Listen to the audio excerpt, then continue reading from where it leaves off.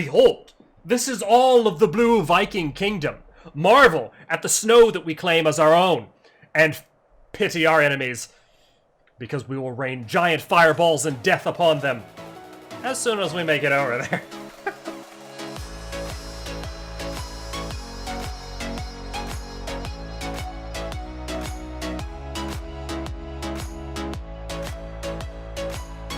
What is going on again, Nerd Paraders? Thank you guys so much for coming back to hang out with me today. We're playing some more ARK Survival Evolved, and we're hanging out here at the very edge of the north, the Blue Viking Kingdom, because we have a castle to show you today. We've made a lot of improvements to the Blue Viking tribe. The Blue Obelisk Kingdom has come quite a long way since our last showcase of the castle, and I wanted to make sure that we covered that before it got attacked, or we maybe lose it, or we provoke the wrath of some unknown god and it gets entirely destroyed. So we're playing some ARK Survival Evolved here on the Game of Obelisks server for that medieval feel, and I want to welcome you once again to the channel. Thank you so much for coming to hang. I am Nick, this is Nerd Parade, guys, and let's kick this puppy off. Now, if you keep in mind that our keep, our centralized keep, is built directly under the beam of the Blue Obelisk, this is going to give you an idea of how much territory we're currently and actually occupying here on the Blue Obelisk, or the mountain that we have claimed as our own. We are all the way out here. Now, in a couple episodes ago, we got attacked by the Green Obelisk tribe, and they brought some very beefy T-Rexes that were munching through some of our structures. As it should be. T-Rexes are some of the strongest creatures on the Ark, and I feel like they should have the ability to eat through stone with those very powerful jaws that they have. And why not? As it should be. So, with Stone Tier or Castle Tier being the strongest possible tier currently available on the Game of Obelisks servers, Rexes are able to bite through that. And it creates a really cool environment for PvP, which I'm excited for. So we had to build a couple of extra layers to prevent them just breaking right into our Viking/Dwarven kingdom. Why do I say Dwarven? Well, we took some inspirations from dwarves, and you'll see it when we get up there. This is a massive, massive amount of territory that we've occupied, so I'm really excited to show it off to you, the more finished product. This is one of our great walls of nerdina? Oh god, that sounds awful. I was going to combine nerd and China, but I regret doing that now on camera. So, this is one of our great walls of defense that we have, and what this is going to do is act as sort of a checkpoint for war dinos. And what this does is allow us a couple of places to put trebuchets, as well as other type of defenses to push back any advancements made on our kingdom. Now, there's two ways up to the base. We have the actual pathway, which is where the Green Obelisk tribe was raiding up with their T-Rexes. And then we have a kind of an alternate entrance, which is just terrain, which might be a little bit more difficult to navigate due to the rocks and things that are on it, where dinos can run down from our kingdom a little easier without so many checkpoints of the ramp. So we're going to go up the actual civilized way instead of the roughing it going up the animal path or the dino path. Or I can't even say dinos anymore because there's so many cool creatures. We got rhinos. Rhinos are mammals. They can't be called dinos, but I'm gonna do it anyway because I don't give a shit. Anyway, we're going up our ramp, and we've got a lot of cool things to show off at the actual keep, but you may have seen this in the attack video. We have a couple of the smaller trebuchets. I believe those are called managonals, and I'm not sure that I'm saying that right, so mangonel, I think, maybe. I don't know, I'm not a medieval scholar, so my knowledge of primitive siege weaponry might be a little lax. And I apologize for that. Please, please forgive me. But as you're forgiving me, now's the perfect time to drop a thumbs up on the video and subscribe to the channel for some more of these cool ones. Tiniest bit of self-promotion, but we're going to keep running up the giant path. I don't want you to miss any Game of Obelisks. It's Ark Medieval. I almost said Ark Primitive. It's Ark Medieval. Some of the most awesome combat that has ever been had. But it gets a little bit more, back into the castle showcase, which is the reason why you clicked on the video. It gets a little bit more apparent of how much territory we are actually occupying when you stare out at it from a distance. This is all, behold, this is all of the Blue Viking kingdom. Marvel at the snow that we claim as our own, and pity our enemies, because we will rain giant fireballs and death upon them as soon as we make it over there. We're going to continue into the actual castle, and I'll show you why I talked about dwarving it up a little bit earlier here in this video. Behold, we took inspiration from the dwarves, the great dwarves themselves, and we have encased ourselves. We have protected ourselves behind so many layers of castle that not all of it has loaded in yet, because there's so much actual castle here. We're going to give it a brief moment so it can appear before our eyes with the most intricate medieval and dwarven magics. It's fine. It's a common dwarven illusion where if you look at it, it doesn't quite seem like there's a castle there, but if you stare at it long enough, the castle appears in front of your eyes. Very common dwarven magic trick, but nonetheless impressive.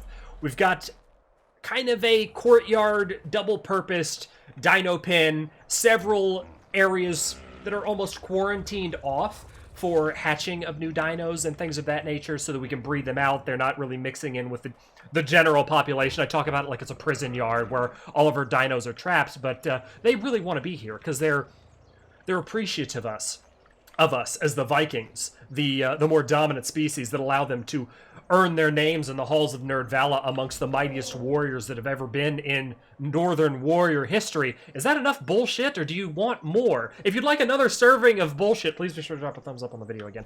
I'll keep scooping it if you keep eating it. Anyway, this is the keep. You may have remembered this keep from one of the previous showcases, and I'm going to talk to you about how this was accomplished, how this build was accomplished. But it does merit being shown off again because this entire thing has been encased, and in the previous video, you could see sky. You can no longer see the sky.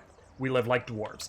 So how this was accomplished, it all stems from kind of down here, which has been dungeonified. It's looking more and more dungeony as we speak. Now, these foundations down here provide foundation support for ceilings, which is how this original platform to where the keep is located was built. This floor here, the courtyard for the dinos, everything.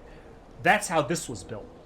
Now, that foundation support doesn't go away just because we built a platform here to make the terrain around Blue Obelisk a little more user-friendly. It has been doubled up as ceiling on top of the castle keep to add another layer of protection from not only dinosaurs that may lay siege upon our kingdom, but also that siege weaponry. So if they're raining globes of molten fire onto the top of our castle area, it's going to take them a lot more battering and hammering to bust in to the sweet nougaty center that is our glorious keep, where we keep our where we keep our treasure, weapons, and women and booze, because we're Vikings and we have to have those things on hand. Very important. So we're going to try to get up to the actual top area of the base so I can show off what it looks like, not only from the outside, but give you another look of the territory that it's occupying, because inside of here, this doesn't look like the Blue Obelisk at all. I mean, the Blue Obelisk mountain is not necessarily that massive for terrain, but the way this area has been transformed into what we're looking at now is absolutely wild, because it's not friendly, it's not nice terrain to build on, but all of this has been made possible due to the very, very hard work of the Blue Obelisk tribe, and I'm super proud of those guys out there that have done all this work. It looks absolutely amazing. So this here, I'm not going to go near the bear traps, they're the bane of my existence, but this here looks a little bit more familiar to you because this is how Blue Obelisk is kind of normally, like a slope downward as you're going down the mountain, but it's been expanded so much due to this foundation support down here and using the ceiling trick with the foundations that we've turned this area into a snow-filled dungeon with rocks and, well, other depressing things that would enhance the feeling of despair in any type of dungeon. But I promised you to take a look at the ceiling so that we could outlook the territory and the just massive majesty that is this kingdom. We're going to work our way up there now. So it's going to take me just a bit, but I'm going to cut back in as we see the glorious skyline once again. Behold, the top of our mighty kingdom, and the weather could not be more perfect for this. It's raining on the Ark, so the snow is falling, and it just looks like we are northern men and women of the Ark. It's such a fantastic setting. So I'm going to show off the top part of the castle because this is just as equally impressive as the bottom half. And once you guys see it, I think you're really going to like it. So be sure to let me know in the comments below what you actually think of the Blue Kingdom's castle, the Blue Vikings. Are they worthy of the name, or do they need to improve even more? Because there's no such thing as overkill in the Nerd Parade vocabulary. We always go big, or we just stay home. Anyhoozle, we have this puppy right here, which is built into the castle, and it is done with the same foundation trick that the ceilings are. We have a very long bridge, which happens to take us quite close to the red obelisks. You can see them over there beyond the fog and the distance. There's also another area over there for the green ob. You can see it off there in the distance. We use parachutes to transition the ARK quickly because there are no flyers in Game of Obelisks. No pteranodons. I feel like flyers tend to really cause more problems than they necessarily help with by adding convenience. Now, flyers are very, very convenient, don't get me wrong, and there's a lot of debates as to what they can be added to a server. But in my opinion, for the best experience of Game of Obelisks, flyers have been turned off, so we don't have the convenience of flyers to take us from point A to point B. We're using parachutes as our main mode of transportation, so we have this glorious bridge here to take us as far out as possible so that we can parachute into either green or blue in style. Anyway, enough rambling about the bridge. We have the top tier of the castle. I love the aesthetically pleasing look of the shingling, because it actually does seem like what a castle would look like. It's occupying a huge amount of territory, and it's not 100% complete. We still have another row of ceilings to go off of, and it may even get built up slightly higher again. But try to imagine that there are no structures here. That's where the big thing comes in. This is the very tip top of one of the stone pillars on Blue Obelisk. It's just barely clipping through the ceiling to our kingdom, and will eventually be enclosed altogether by this final layer of ceilings that's going to get built over. We have our standard Salem witch trials pyre cluster in the center there. Those are stakes, and there are bundles of sticks underneath them where you could quite literally burn your enemies at the stake. That might happen when we capture somebody or accuse someone in our own tribe of witchcraft. It might happen. We don't know. Furthering the tour, we're going to run across over here, and I just want you guys to get an idea of how massive the actual castle is. I know I've said this multiple times in the video, but that is probably the biggest thing you need to wrap your head around with the area that we have chosen to build in. Now, historically, when we've run the Game of Obelisk seasons, Blue Obelisk has not been a favorite due to the unforgiving terrain for not only building, but freezing your balls off. We've tried to transition that as much as ascend transition is the wrong word, ascend that as much as possible by showing some of the crazy cool stuff that is actually possible to do in this glorious frozen north. Here, let me K-mode it out, just so you can kind of get a general idea. Far out as I could go, we're going to scroll it. Keep on scrolling, keep on scrolling, keep on scrolling. That's as far as I can go out for this part right here.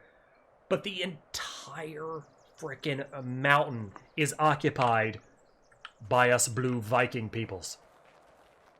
It's glorious. Let's check out the back. We just got to appreciate the caboose of a base. It's arguably one of the most important parts, depending on what type of person you are. Maybe you're an ass man. I don't know. But we're going to pretend like you are, and we're going to check out the back end of our base here. And this is a kind of a good example of how wide or how thick this puppy is. Looks so nice. Looks so sweet. But these are the improvements that have been made. That was my titty in armor. These are the improvements that have been made to the Blue Obelisk Kingdom, and it is still ever going. We're trying to take a page right out of those dwarven blacksmiths, those dwarven masons. They had it right. They had it right all along, and they have enclosed themselves to protect themselves from siege, from war, from the elements, and, well, the sun. Because, let's face it, they're pasty bastards. And so are we, because we live in the north and we're Vikings.